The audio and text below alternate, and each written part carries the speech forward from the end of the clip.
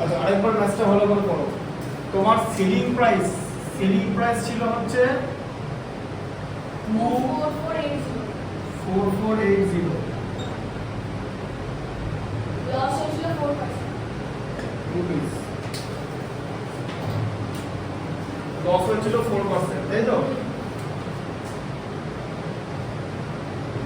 Loss 4%।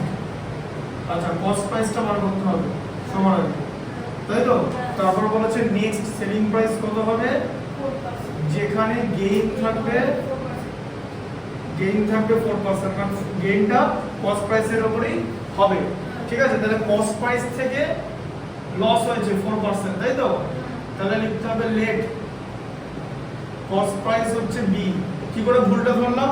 কারণ cost price তোমার আগে ছোট হয়ে যাচ্ছিল, সেলিং প্রাইস তো বড় হয়ে যাচ্ছিল, তাহলে তো লাভ হওয়ার কথা, কিন্তু এখানে লস, মানে কস্ট প্রাইস এখানে ম্যাথটা করতে ভুল হয়েছে। দেখো তাহলে কস্ট প্রাইস হচ্ছে বি, তাহলে বি ইনটু 4% লস মানে 96/100, এবার বুঝতে পেরেছো? ইকুয়াল টু এটা হবে এই যে, ঠিক আছে? আচ্ছা তাহলে বি ইকুয়াল টু কত হবে? ঠিক আছে, কত হবে? 24480 ইনটু 100/96 হবে, রেসিপ্রোকাল হয়ে যাবে। ঠিক আছে, এবার দেখো তুমি যে 24480 এটা যে 96 দিয়ে ডিভাইড করা যায় কিনা, ঠিক আছে? আচ্ছা এর মধ্যে 2 ওভার যাবে 2 টাইমস 192, 852 থাকছে, আর এখানে 8 আছে। ঠিক আছে, এটা কতবার যাবে? 5 টাইমস যাবে 480, আবার 48 হলো 480 5 টাইমস যাবে। ঠিক আছে, তাহলে এটা তোমার মিলে গেল, কেটে কত হয়ে গেল? 255 ইনটু 100, তার মানে কত? 25,500 রুপিস। এটা হচ্ছে কস্ট প্রাইস। তাহলে এই প্রাইসটা বেশি, সেলিং প্রাইসটা কম, তাই তোমার লস হয়েছে। এবার গেইন বলেছে 4%, ঠিক আছে? তাহলে সেলিং প্রাইস কত হবে? কস্ট প্রাইসের কত হবে? দেখো 104, দেখো ওপরে 104 হয়ে গেল, কেন? এই 4টা অ্যাড হয়ে গেল, ওখানে 4টা মাইনাস হয়ে গেছিল, লস হলে মাইনাস হবে, গেইন হলে অ্যাড হবে, অফ সিপি মানে কস্ট প্রাইস। ঠিক আছে, তাহলে কত? 104/100 ইনটু 25,500, দুটো জিরো কেটে গেল। ঠিক আছে, এবারে 255 কে তোমাকে 104 দিয়ে মাল্টিপ্লাই করতে হবে। ঠিক আছে, তুমি পড়ো তাহলে এখানে যে 255 ইনটু 104। ঠিক আছে, দেখো এরকম করে করতে পারি আমরা। 104 কে 100 প্লাস 4 লিখলাম, তাই তো? 100 দিয়ে মাল্টিপ্লাই করে দিলে 25,500, 4 দিয়ে মাল্টিপ্লাই করলে কত হয়? 4 ইনটু 5 এ 20 0 হয়ে থাকবে 2, 4 ইনটু 5 এ 20 প্লাস 2 22 এ 2 হয়ে থাকবে 2, 4 ইনটু 8 আর 2 তে 10। হ্যাঁ 800 200 ঠিকই আছে। ঠিক আছে, 4 দুগুণ 200 10 800 200 করে 1000 করে। ঠিক আছে, এটা অ্যাড করব, তাই তো? এই যে 20 অ্যাড করে দিলাম 20, এটা অ্যাড করে দিলাম 5 এর সঙ্গে 5, এটা অ্যাড করে দিলাম 5 এর সঙ্গে 6 রুপিস। এটা হচ্ছে সেলিং প্রাইস, তাই তো? অ্যানসার দেখে নাও, অ্যানসারটা আমার সঙ্গে সঙ্গে দেখে নাও। এটা হলো তোমার সেলিং প্রাইস।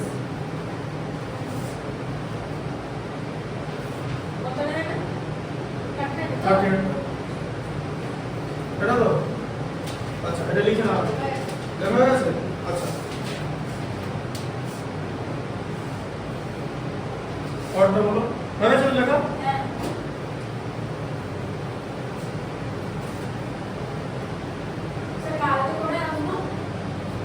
কালকে বলে দিচ্ছি, কালকে ফোন করে দেবো।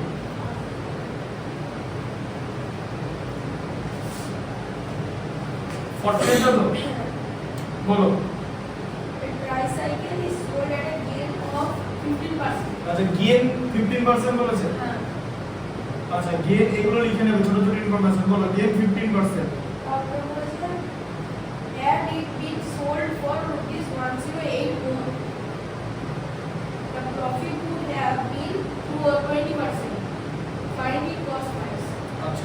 দাও বইটা আবার দাও। ফরটিনেট আছে হচ্ছে 48 এই tricycle is sold at gain 15%, had it been 15% gain হয়েছে, তাহলে কস্ট প্রাইস কত? ঠিক আছে। আচ্ছা দেখো let cost price equal to a, তাহলে সেলিং প্রাইস কত? গেইন হয়েছে তো, গেইন মানে 115 উপরে চলে যাবে, 15 অ্যাড হয়ে যাবে 100 এর সঙ্গে, 115 এ, তার মানে 23 5 দিয়ে ডিভাইড করলে 23, 5 দিয়ে ডিভাইড করলে 20, তার সঙ্গে এ। এই যে দেখো 5 দিয়ে ডিভাইড করলাম, ছোট করে দিলাম, 5 দিয়ে ডিভাইড করলে 23, 5 দিয়ে ডিভাইড করলে 20। সেলিং প্রাইস হচ্ছে ওই যে পার্সেন্টেজটা থাকবে সেটা 100 এর সঙ্গে অ্যাড করবে যদি গেইন থাকে, into cost price. Cost price আমার এ ধরা আছে, ঠিক আছে। আচ্ছা তাহলে এটা হচ্ছে সেলিং প্রাইস আর এটা হচ্ছে কস্ট প্রাইস। আচ্ছা এবার বলছে হ্যাঁ had it been sold for 108 rupees more, ঠিক আছে। তাহলে কত হতো? তাহলে সেলিং প্রাইসটা বলছে, সেলিং প্রাইসটা এটা অরিজিনাল সেলিং প্রাইস এটা ছিল, তাই তো। এরপর যদি আরো 108 বেশি হতো তাহলে কি হতো? তাহলে বলেছে the profit would have been 20, মানে কস্ট প্রাইসের উপর 20% প্রফিট হতো, তার মানে 120 বাই 100 ইনটু a, এরকম হয়ে যেত।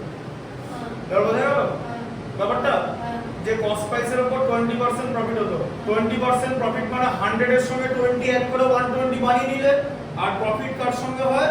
কস্ট প্রাইসের সঙ্গে হয়, কস্ট প্রাইসের উপরে হয়, তাহলে ইনটু কস্ট প্রাইস, এই যে ইনটু এ। বোঝা গেল জিনিসটা? মাথায় ঢুকছে তো ব্যাপারটা?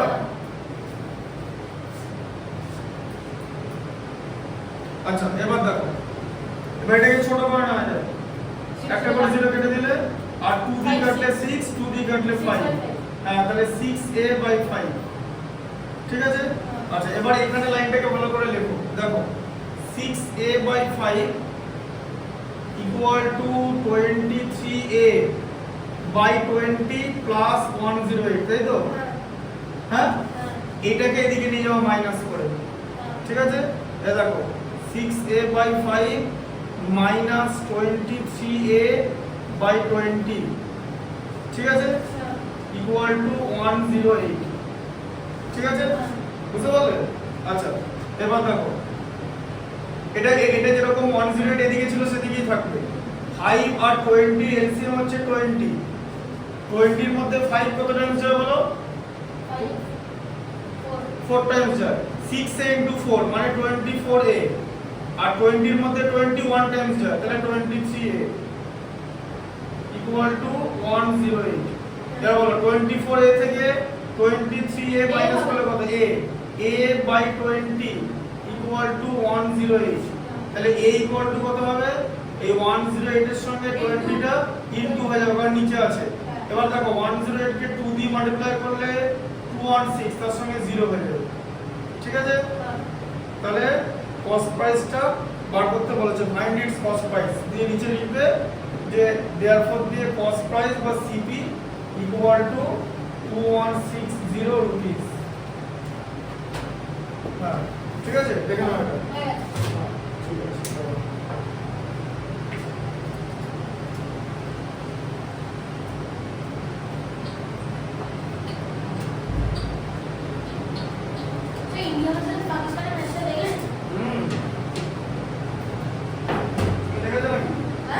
দেখেছো তুমি? কেমন লাগলো? আমরা তো বিনাটা কার্টুনটা দেখছি, লেখা গেছে? আমি ওখানে দেখছিলাম, কোথায় বলুন তো? কোথায়? চৌরঙ্গিতে চৌরঙ্গিতে জায়ান্ট স্ক্রিন লাগিয়েছিল? হ্যাঁ হ্যাঁ ওদেরটাই, মন্দিরটার সামনে।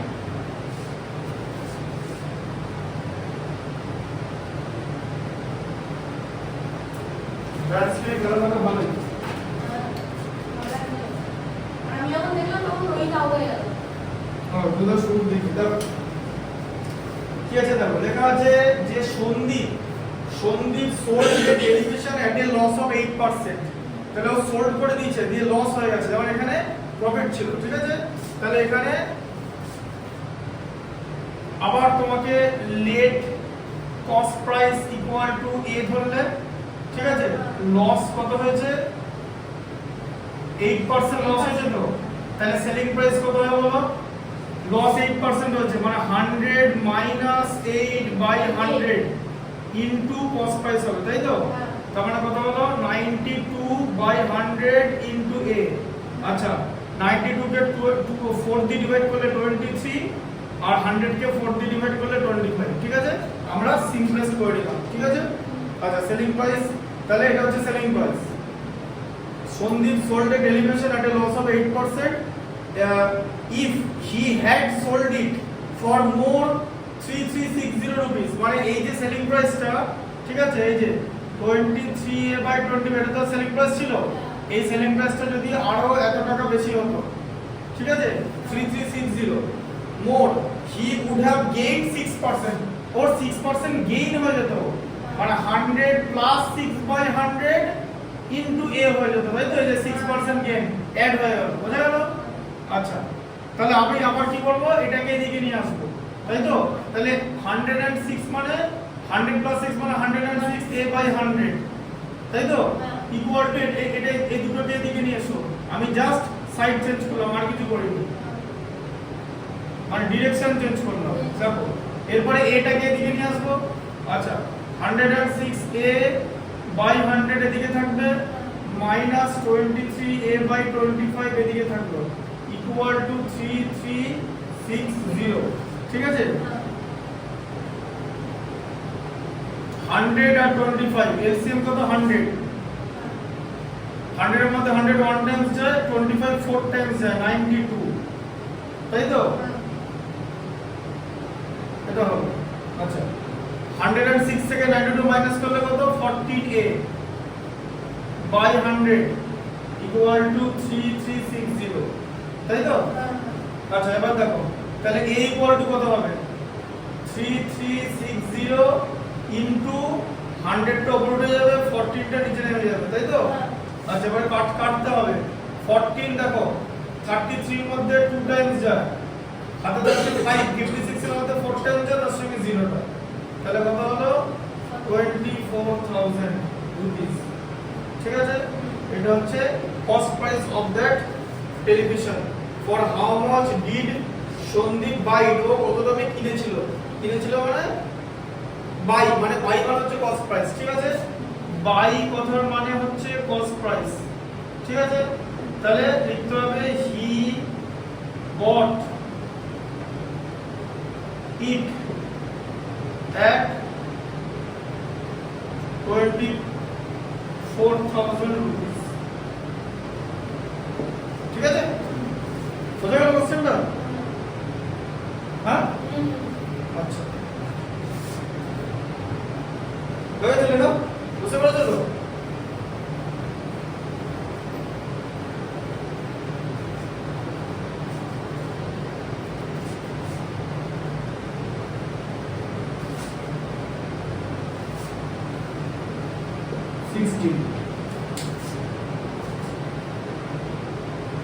দেখো 16 কি আছে লেখা আছে, দেখো Pankaj sells 2 cycle for 2376 each. ঠিক আছে, এক একটা সাইকেল 2376 এ সেল করেছে। ঠিক আছে, একটা সাইকেলে গেইন করেছে 10%, আর একটা সাইকেলে লস করেছে 10%, তাহলে টোটাল গেইন আর লস বার করতে বলেছে। ঠিক আছে, আচ্ছা, এবার দেখো, তাহলে Pankaj sell 2 bicycle for 237 each. আচ্ছা, তাহলে দেখো টোটাল কস্ট প্রাইস, দেখো সেলস বলেছে। আচ্ছা, হ্যাঁ, টোটাল সেলিং প্রাইস সেল করেছে তো, এক একটা 2376 ইনটু 2,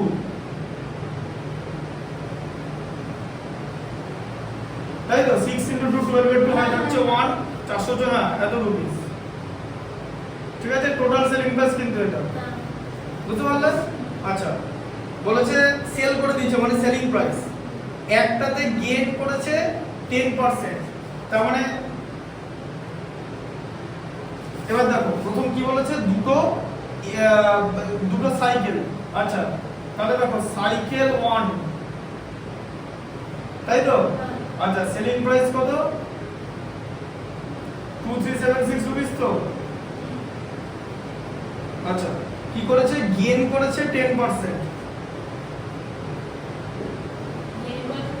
গেইন 10%, তাহলে কস্ট প্রাইস ধরে নিচ্ছি a, তাই তো কস্ট প্রাইসের উপর 10% গেইন করেছে, তো 10% গেইন মানে 100 প্লাস 10, তাই তো by 100 into cost price equal to 2376, তাই আসছে তো।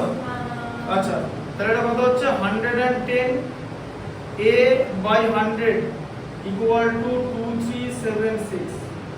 আচ্ছা একটা করে জিরো বাদ দিলে দেখো 11 a by 10 equal to 2376 a দিয়ে ইনটু 10 বাই 11, ঠিক আছে। তাহলে 23 কে 11 দিয়ে ডিভাইড করলে 2 থাকছে, হাতে থাকছে 1, 17 এর মধ্যে 11 1 টাইমস, আবার 6 থাকছে 66 এর মধ্যে 11 6 টাইমস, তাই তো ইনটু 10, তাহলে কত হচ্ছে 2160। এটা হচ্ছে একটা কস্ট প্রাইস,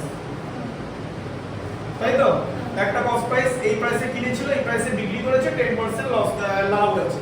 আরেকটাতে বলেছে যে 10% লস করেছে, তাহলে আরেকটা সেলিং প্রাইস তো সেমই হবে, সেলিং প্রাইসটা তো চেঞ্জ হয়নি, কিন্তু এখানে লস হয়ে গেছে। লস কত হচ্ছে 10% লস, তার মানে কত হচ্ছে 100 মাইনাস 10 বাই 100, তাই তো ইনটু বি ধরলাম, বি কি এখানে কস্ট প্রাইস আমি বি নিয়ে নিলাম, তাই তো হ্যাঁ ইকুয়াল টু সেলিং প্রাইসটা, তাই তো।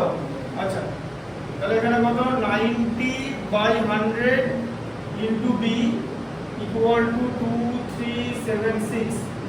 আচ্ছা তাহলে 9 বাই 10 ইনটু বি, তাই তো 0 0 এলিমিনেট হয়ে গেল 2376, ঠিক আছে।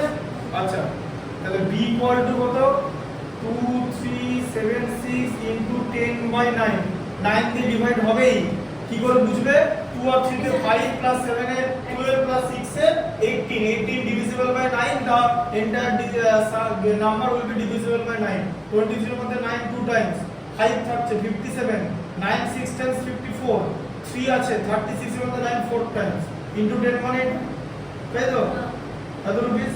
তাহলে এখানে সেলিং প্রাইস কস্ট প্রাইসটা বেশি হয়ে গেল, ঠিক আছে। আচ্ছা এরপর তুমি কি করবে, নেক্সট স্টেপ কি হবে, টোটাল কস্ট প্রাইস কত হবে, তাহলে একটা কস্ট প্রাইস হচ্ছে 2160 আর একটা হচ্ছে 2640, তাই তো। আচ্ছা দেখো 000 হচ্ছে 264 216 মানে 480 এই যে রুপিস, তাহলে এটা টোটাল কস্ট প্রাইস তো। আর টোটাল সেলিং প্রাইস ওটা ছিল তো, এই যে টোটাল সেলিং প্রাইস এটা ছিল তো, বুঝতে পারলে হ্যাঁ। তাহলে কি হবে এবার দেখো, তাহলে এখানে cost price greater than selling price তো, এই যে এটা তো সেলিং প্রাইস ছিল 4752 ছিল, কস্ট প্রাইস বেশি আছে তো, তাহলে লস হয়ে গেছে তো, কস্ট প্রাইস বেশি হয়ে তোমার লস হয়েছে তো। লস কত হয়েছে 4800 থেকে 4752 মাইনাস হয়েছে, মানে কত হয়েছে 48, তাই তো লস হয়েছে, তাই তো। তাহলে এবার পার্সেন্টেজ অফ লস, তাহলে লস পার্সেন্টেজ কত, যে অ্যামাউন্টটা লস হয়েছে বাই কস্ট প্রাইস, কস্ট প্রাইসের উপর লস হবে, প্রফিট বা লস যা হবে সব কস্ট প্রাইসের উপর হবে। এই যে 0 0 কেটে গেল, ব্র্যাকেটে পার্সেন্টেজ 48 48 কেটে গেল, তাহলে 1% লস হয়েছে, 1% লসে অ্যাকচুয়ালি হবে, ঠিক আছে। তার কারণে একটা 10% লাভ আর 10% প্রফিট হলো 1% লসই হয়, ঠিক আছে। বুঝতে পারলে ব্যাপারটা, ঠিক আছে।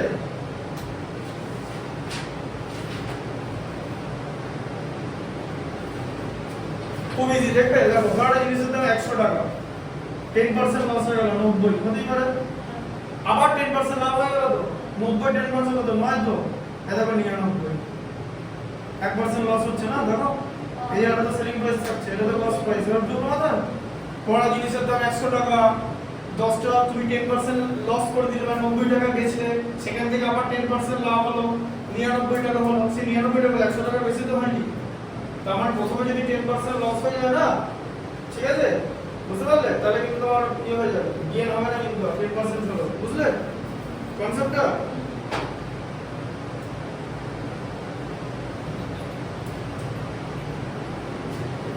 আবার এখন বলবে যদি প্রথমে গেইন হয়ে যায় তাহলে কি হবে না? আরে ঠিক আছে গেইনটা দেখাচ্ছে নাও। কস্ট প্রাইস কত 100 তো গেইন হয়ে গেছে তোমার 110 হয়ে গেল তো 10% বাড়িয়ে 100 এর 10% কত 10 তো এখন 110 হয়ে গেল তো সেখান থেকে 10% কমে গেল তো আবার লস 110 থেকে 11 বাদ যাবে তো 99 দেখলে সেম হচ্ছে এবার বুঝলে 110 থেকে 11 হবে তো তোমার মানে 110 এর 10% হবে তো এবার এবার তো 110 থেকে 100 10% তো হবে না এবার 110 এর 10% তো 11 একটা জিরো বাদ 110 থেকে 11 বাদ দিলে তো 99 হবে সে 99 1% লস হয়ে থাকছে তার মানে প্রথমে 10% গেইন হোক বা পরে 10% গেইন হোক জানতে হবে 10% গেইন 10% লস হলে তোমার 1% লস হবে ওভারঅল ঠিক আছে এটা হচ্ছে ফর্মুলা বুঝতে পারলে